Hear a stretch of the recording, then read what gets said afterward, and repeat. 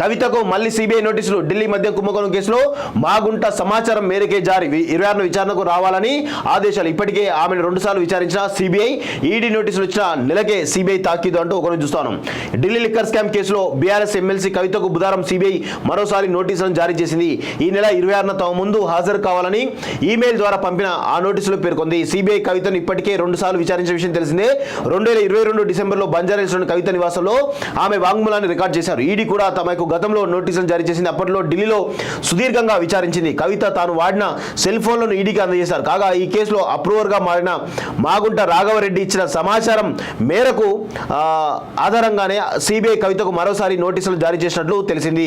ఈ కేసులో south group నుంచి నిందితులు ఒకరైన విజయ్ నాయర్ ఆమ్ ఆద్మీ పార్టీ తరఫున 100 కోట్ల మేరకు ముడుపులు స్వీకరించినట్లు ఈడీ ఆరోపించింది. సౌత్ గ్రూప్ లో కవిత, మాగుంట శ్రీనివాసరెడ్డి, చూడండి, సౌత్ గ్రూప్ లో కవిత, మాగుంట శ్రీనివాసరెడ్డి, శరత్ చంద్రారెడ్డి తదితరులు ఉన్నారు. ఈడీ నోటీసులు జారీ అయిన నెలలోనే సిబిఐ తాకీదులు ఇవ్వడం గమనార్హం.